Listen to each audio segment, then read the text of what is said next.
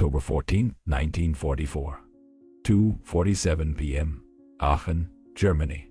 General Major Gerhard Graf von Schwerin stood in his command bunker 800 meters behind the front lines. He was a veteran of the Eastern Front lines. He had survived Stalingrad. He had commanded divisions against the Red Army's artillery barrages that turned entire sectors into moonscapes. He thought he understood what industrial warfare looked like. He was wrong. What happened in the next 90 seconds would shatter every assumption he held about American military capability. The report filed 3 days later by his surviving staff officers contains language rarely seen in German military documents. Words like inconceivable, physically impossible, and beyond human comprehension. Let me show you what they saw. The context is critical. By October 1944, Germany is losing the war on all fronts, but the German High Command still believes their soldiers are superior, better trained, better disciplined, harder. They've seen American firepower, yes, but firepower without skill is just noise. The German way of war is precision, economy of force. Every shell counts because every shell is scarce. The Americans do everything differently. Von Schwerin's defensive position at Aachen is formidable. The city is part of the Siegfried Line, Germany's western defensive barrier. Concrete bunkers, interlocking fields of fire, minefields, anti-tank obstacles. His troops are dug in deep. The Americans have been attacking for days, making slow, costly progress. Von Schwerin's reports to High Command are cautiously optimistic. The Americans have numbers, but they're taking casualties. They're not invincible. Then, at exactly 2:47 p.m., he receives a radio call. American forward observers have been spotted on the ridgeline, 1,200 meters to his northwest. Von Schwerin knows what this means. Artillery is coming. He orders his men to take cover in the reinforced bunkers. They've survived Soviet artillery. They can survive American shells. What they don't understand is the scale. In a command post 12 kilometers behind American lines, a different conversation is happening. The Fire Direction Center for the U.S. First Army's Artillery Command receives coordinates, not for a single target, for a grid square. The officer in charge doesn't call a single battery. He doesn't call a battalion. He implements what the Americans call a serenade. Every available artillery piece within range will fire, simultaneously. Let me show you what that means in numbers. The U.S. First Army has operational control over 11 field artillery battalions in this sector. Each battalion has 12 guns. That's 132 heavy artillery pieces, but that's just divisional artillery. Course artillery adds another 8 battalions, 96 more guns. Army-level assets add heavy 155mm and 8-inch howitzers, another 64 tubes. Total artillery pieces assigned to this fire mission, 292 guns. Von Schwerin doesn't know this. He's expecting a barrage, maybe 20 or 30 shells, a standard artillery concentration. His men are in hardened positions. They'll take casualties, but they'll hold Hughes. At 2:48 p.m., the first shells arrive. But first shells isn't accurate. There is no first in the traditional sense. What the German soldiers in Aachen experience is simultaneity on a scale that defies comprehension. The sound doesn't build. There's no warning whistle of incoming rounds arriving in sequence. There is silence, and then there is apocalypse. 292 artillery pieces fire within a 4-second window, because of the distances involved. Because of the trajectories calculated by American fire direction centers using mechanical computers, the shells arrive in what witnesses describe as a single moment. The official after-action report from von Schwerin's staff attempts to quantify it. Approximately 3,000 shells impacted the defensive sector between 1448 and 1449. 3,000 shells in 1 mini-shells. But the concentration in the first 5 seconds is even more devastating. The forward positions, the ones the Americans targeted specifically, receive roughly 1,200 shells in the opening salvo. That's not a bombardment. That's the erasure of a landscape. A German lieutenant who survived in a deep bunker described it in his diary, recovered after the war. There was no earth anymore.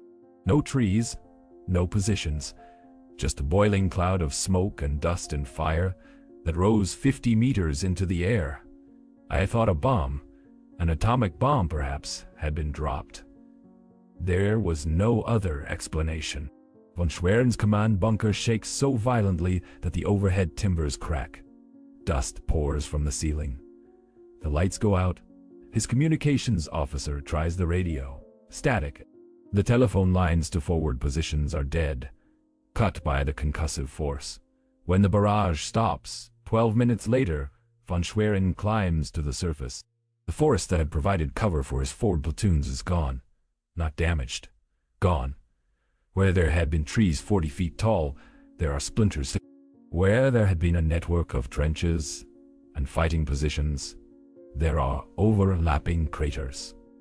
Some of the craters are 30 feet wide and 15 feet deep. But you can't see individual craters anymore because they've merged into a single continuous excavation. His forward companies, 340 men, have ceased to exist as fighting units. Casualties aren't counted in percentages. They're counted in survivors. 89 men eventually stagger back to the secondary positions. Many are in shock. Several are permanently deaf from the overpressure. But it's not the casualties that break von Schwerin. It's the implications. He does the math. He's a trained staff officer. He knows logistics. To fire 3,000 shells requires transport, supply chains, manufacturing capacity. Each 105mm shell weighs 33 pounds. Each 155mm shell weighs 95 pounds. Shell weighs 95 pounds. Conservatively, the Americans just dropped 180,000 pounds of high explosive on his position. In 12 minutes, and they did it casually. This wasn't a set-piece bombardment for a major offensive. This was a target of opportunity, a fire mission called in by a forward observer who spotted movement. The Americans did this because they could. Von Schwerin's report to Army Group B, filed October 17th, contains a passage that circulates among German commanders for the rest of the war. The Americans do not fight. They do not maneuver. They simply remove obstacles with industrial processes that cannot be countered by courage or tactical skill. We are not fighting an army. We are fighting a machine that produces explosives faster than we can dig shelters. Let me show you why he's right. American artillery doctrine in 1944 is built on principles the Germans find alien. German artillery is precise, conserved. Each battery is assigned specific targets. Ammunition expenditure is carefully controlled because Germany's industrial capacity is limited. Every shell must count. The American system is the opposite. It's built on the assumption of unlimited supply. Fire direction centers coordinate hundreds of guns simultaneously. Forward observers don't request specific fire missions.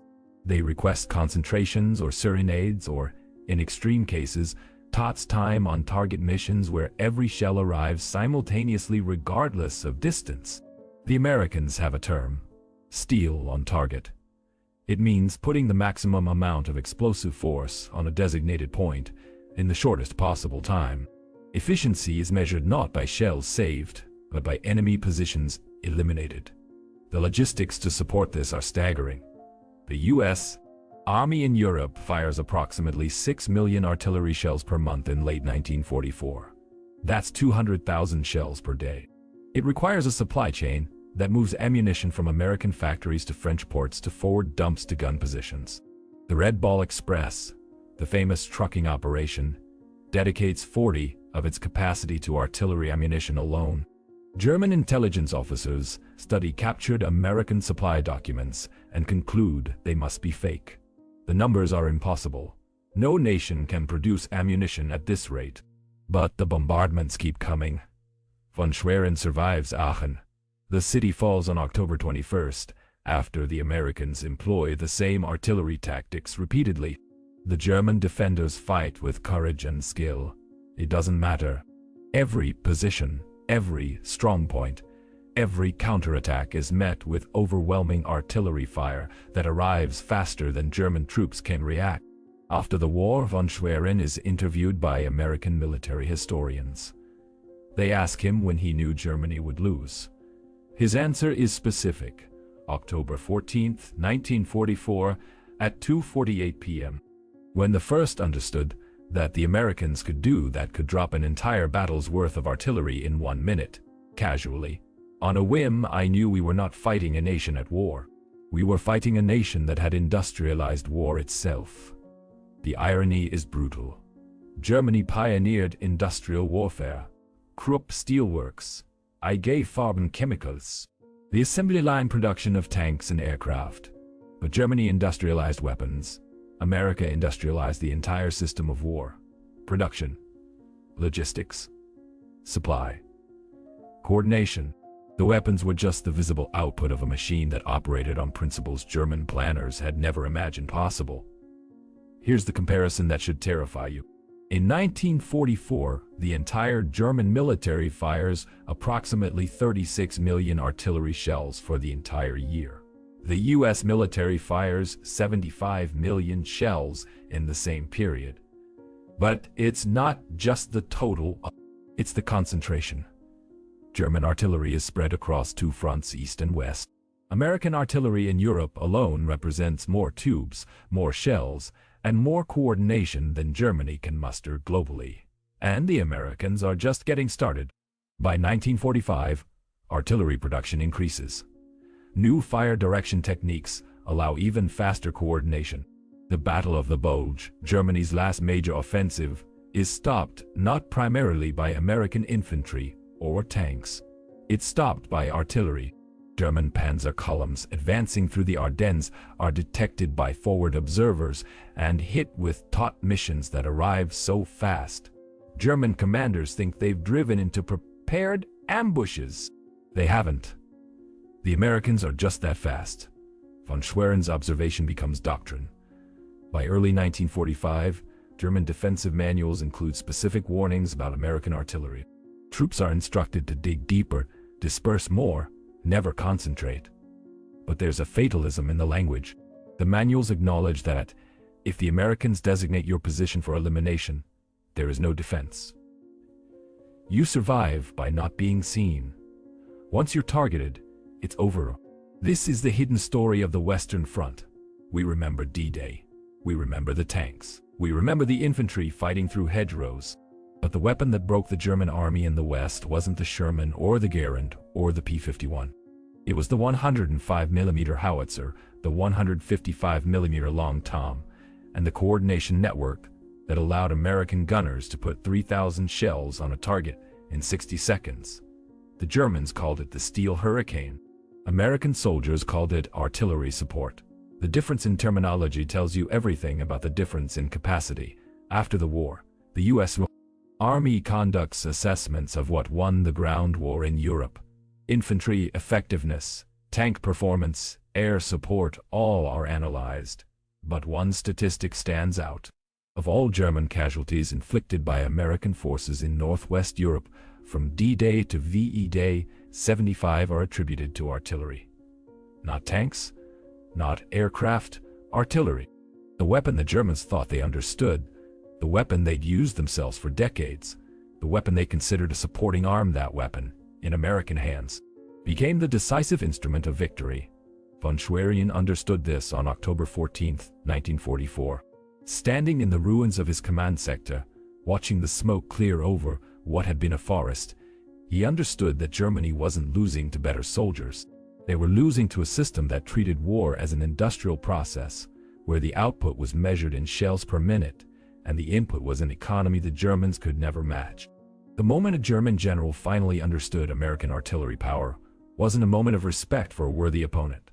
It was a moment of existential realization. They weren't fighting a war. They were being processed. Here's my question for you. Knowing that artillery, not tanks or planes, caused 75 of German casualties, does that change how you understand the Western Front?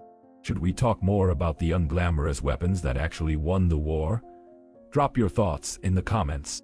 If this changed how you see World War II, hit that like button and subscribe for more history that reveals what actually happened, not what Hollywood shows you.